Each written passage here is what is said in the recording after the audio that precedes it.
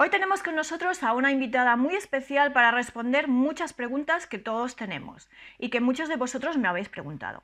Hoy vamos a responder preguntas sobre fiscalidad y cómo declarar el dinero que invertimos en las plataformas de crowdlending, cómo declaramos nuestras ganancias de crowdlending. Para ello tenemos a toda una experta. Luisa Ochoa nos va a contar cómo tenemos que declarar nuestras inversiones de crowdlending en España. No te pierdas el vídeo. Antes de comenzar, suscríbete al canal y vamos a por ello.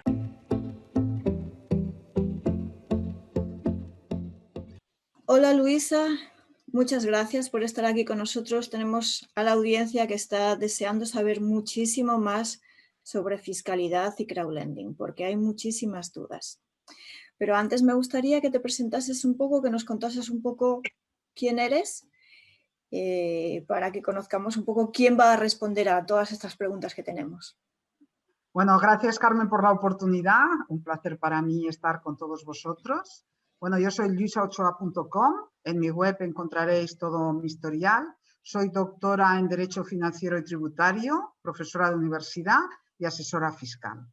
Pero sobre todo en estos momentos estoy muy posicionada asesorando negocios digitales y, digamos, todo lo que se mueve en la red, porque hace unos 5 años tuve la suerte de tener un primer cliente digital y yo pensé, uy, ¿qué está pasando que no me he enterado? Y en cierta forma empecé ahí a meterme, llevo el negocio en mi ADN, en ayudar a las personas a que lo hagan y en cierta forma pues estoy en este ámbito que es fascinante para mí y bueno, así voy conectando con infoproductores, con marketers, bueno, con todo este sector, porque hay un punto diferencial que es que los entiendo porque sé qué negocios están haciendo y ahí estoy. Genial, y hoy nos vas a ayudar con la fiscalidad y el crowdlending y la pregunta más clara y sencilla es: ¿cuánto y cuándo tenemos que pagar impuestos por las inversiones que hacemos en las plataformas de crowdlending?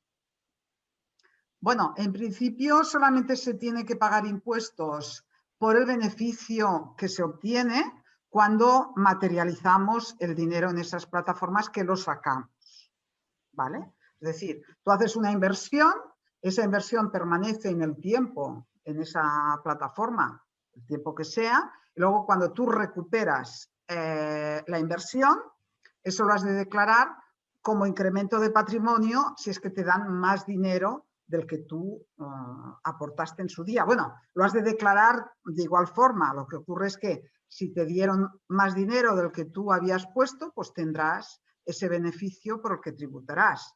Y si has perdido dinero, esperemos que no, tendrás una pérdida que podrás acumular a otros beneficios. Ahora bien, esto es, digamos, desde el inicio al final. Pero si en el mientras tanto te dan intereses, eso cada año también tendrás que declarar los intereses anuales que te dan. Aunque no lo saquemos de la plataforma. Sí, aunque no lo saques, tú puedes que esos intereses se reinviertan en la plataforma, Sí, eso es. pero tú los cobras, teóricamente. Haces el acto de cobrarlos y luego el devolverlos a invertir. Y entonces eso también se tiene que declarar.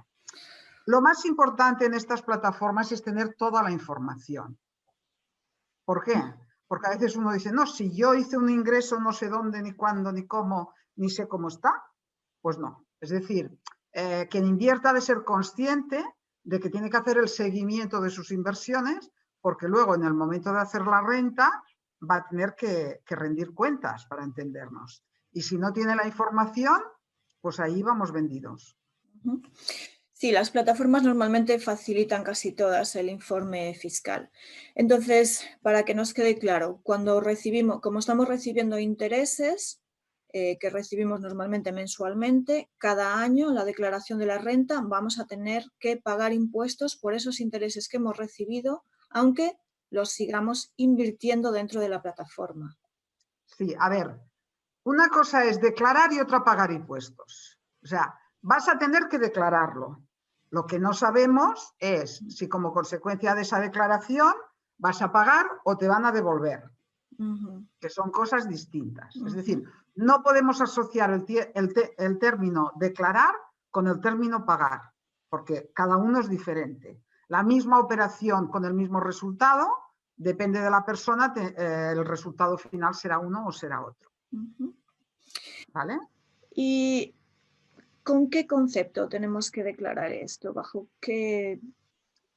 Bueno, todo lo que es intereses son intereses, digamos, del capital mobiliario por inversiones.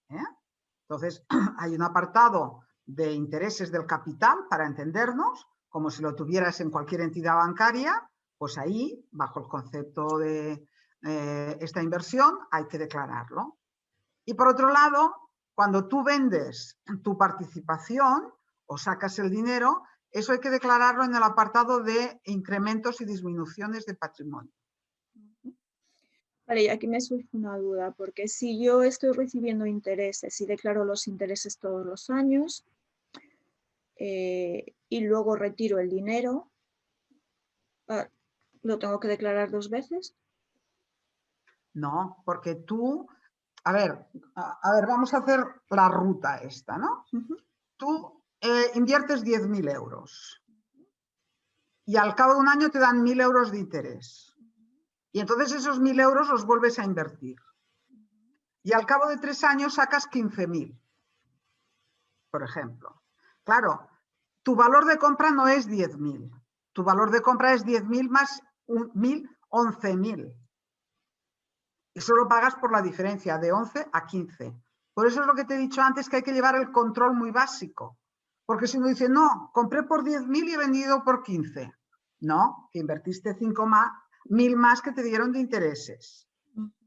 Entonces, aquí, digamos, tenerlo todo muy controlado es el éxito de que finalmente llegues a lo que es mi mantra, que no pagues ni 1 euro más ni 1 euro menos. Okay. ¿Y qué porcentaje se paga? Bueno, digamos que dentro de lo que es la fiscalidad española, este tipo de rendimientos, tanto los intereses como sacar el capital, es el tipo más protegido, digamos, es el más mimado, es el que menos se paga, porque se paga del 18 al 23. Tanto si ganas 1.000 euros, bueno, si ganas 1.000, es al 19, perdón, me he equivocado, del 19 al 23, ¿vale? Entonces, digamos que si ganas mucho, igualmente pagas esa cantidad. Mientras que en otros conceptos de la renta puedes llegar a pagar el 48%. Por lo tanto, digamos que dentro de las inversiones a realizar, una de las que tiene más ventajas fiscales es esta, porque el tipo máximo que pagarás es el 23. ¿Y de qué depende el 19 o el 23? Hay una escala de gravamen que va a los primeros 6.000 al 19, luego, ahora no me acuerdo del tipo porque es que lo cambian cada año, pero digamos que en función del beneficio, si no llegas a tener más de 6.000 euros, solamente pagarás el 19. A partir de 6.000, el baremo entre el 21 y el 23. Okay. Y algunas plataformas retienen directamente los impuestos. Por ejemplo, las plataformas españolas retienen directamente el porcentaje que corresponde.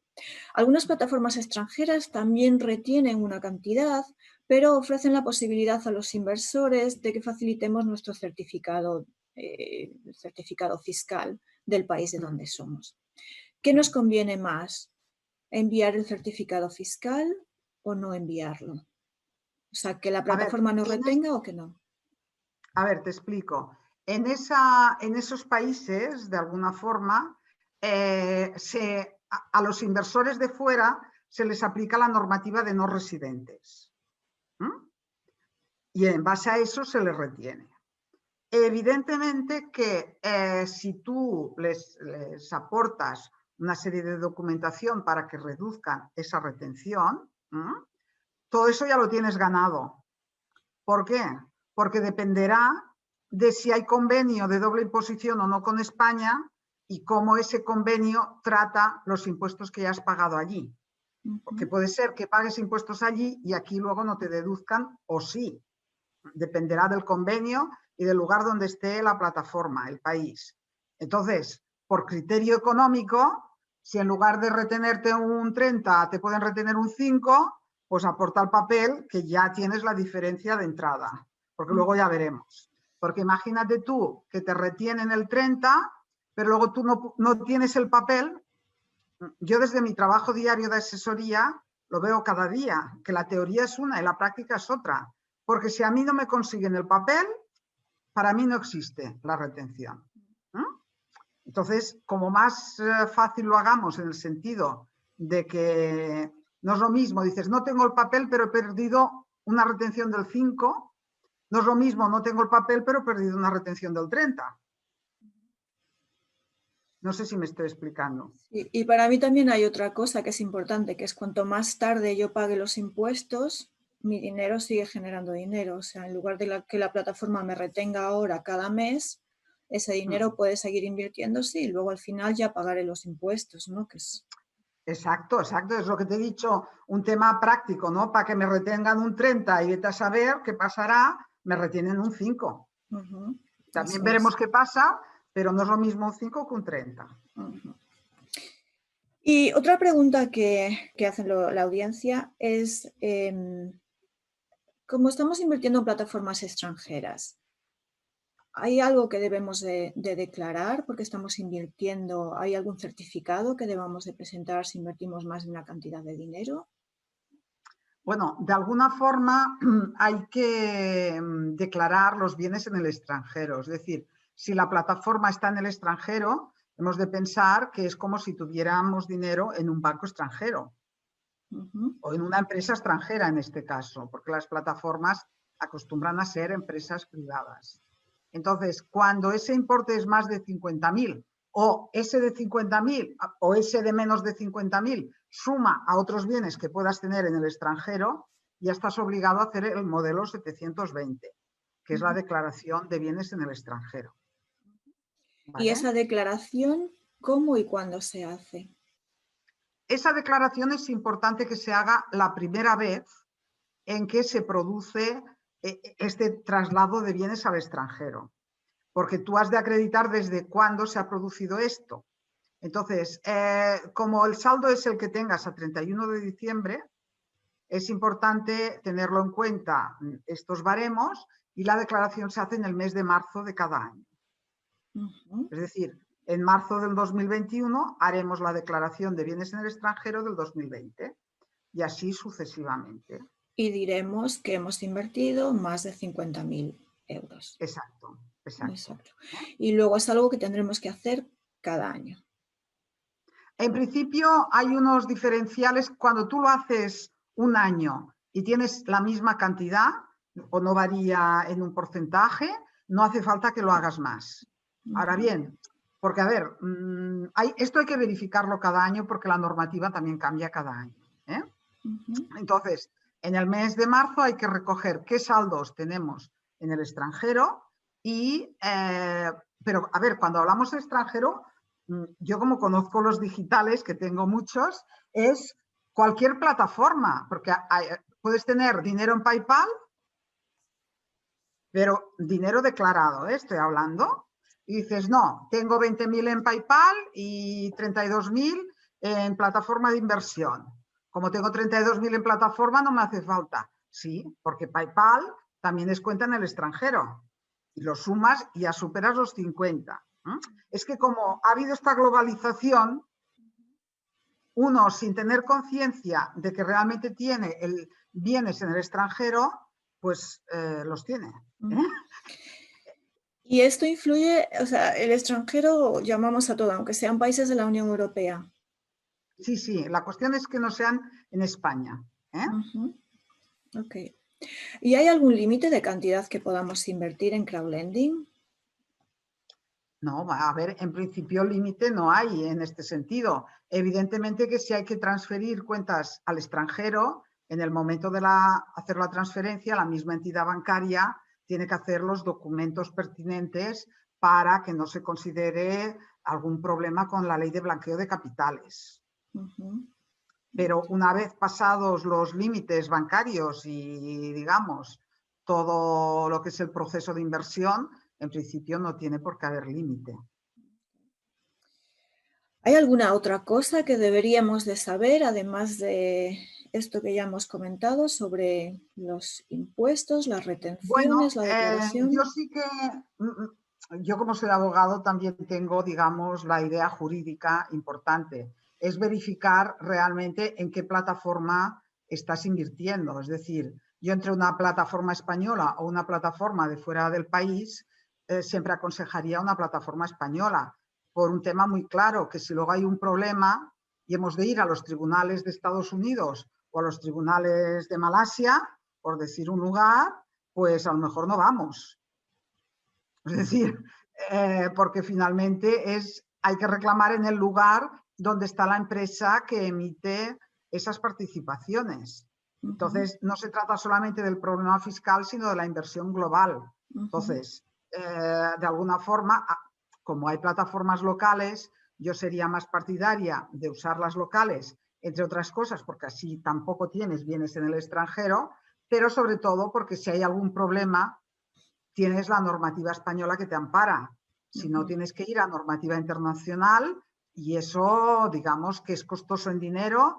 No hay, hay pocos abogados que asesoren en derecho internacional y tienen unos costes añadidos mucho mayores en tiempo y en dinero y en viajes. Ok, ¿y algo más que debamos de saber? Bueno, de alguna forma también ver lo que yo llamo, bueno, en el mundo del derecho hablamos la naturaleza jurídica de la plataforma. Es decir, no te puedes quedar con el concepto de, mira, yo dejo el dinero en la plataforma, luego me dan intereses. No, o sea, ¿qué vínculo mercantil hay con la plataforma? Si es un préstamo, si es una participación en un negocio. Es decir, es tan importante saber qué estamos contratando, porque también en base a lo que estamos contratando tenemos la fiscalidad. No es lo mismo un préstamo que sea una plataforma que realmente sean préstamos y que luego te devuelven el préstamo, que una inversión con mayor capital. Es decir, es importante ver la naturaleza porque luego lo vas a tener que acreditar. No es ya solo para saberlo, sino que en Hacienda van a decir, ¿y usted qué ha hecho aquí? A ver, explíquemelo. Porque, entre otras cosas, les cuesta un poco ver el funcionamiento de los negocios por Internet. Entonces, como más documentación tengamos y más fácil se lo hagamos, mucho mejor para todos. Por ejemplo, hay un caso, ¿cuenta diferente cuando invertimos en un préstamo al consumo que cuando invertimos en un préstamo inmobiliario? Bueno, depende de lo que te he dicho, de la naturaleza, ¿no? Es decir, si hacemos un contrato de préstamo al consumo y lo documentamos como un préstamo al consumo, pues solamente te pagan el interés y te devuelven el capital. Me refiero a la hora de impuestos, a la hora de declararlo. A la hora de declararlo, la devolución del capital está exenta. Te devuelven lo mismo que tú tienes, solo pagas por el interés. Mientras, y ya está. Independientemente de la inversión que hayas hecho. Exacto, exacto. En cambio, si estamos hablando de inversión inmobiliaria, lo correcto sería que tú tuvieras participaciones en la sociedad, es decir, un documento de que eres accionista en esa sociedad. Ahí, cuando se devuelve el capital, ahí se tributa por el cómputo del mayor beneficio de los 3 últimos años. Es decir, tú puedes vender por 1.000, pero resulta que el cómputo de esa media de beneficios de los 3 últimos años son 1.700. Pues tú tributas por los 1.700, aunque a ti solamente te han dado 1.000. Dices, ¿cómo es posible esto? Pues porque una cosa es la ley de la oferta y la demanda por el precio que a ti te compran y otra es el valor que eso vale. Entonces, digamos que ahí hay que diferenciar mucho qué documento ampara la operación para ajustar, hacerlo bien. En estos momentos, más que cuánto pago o cuánto dejo de pagar, aunque parezca inverosímil, para mí es mucho más importante acertar. Es decir, que luego no tengas peligro fiscal. Porque eso que es de más o es de menos, si no aciertas, ¿vale? Luego te sancionan y eso se multiplica por 3. Entonces, a mí, evidentemente, bueno, yo soy de la liga que hay que pagar lo que toca, ni un euro más ni un euro menos, ¿no? Pero desde esa perspectiva de lo que se trata es de ver exactamente qué naturaleza jurídica, o sea, qué estamos haciendo.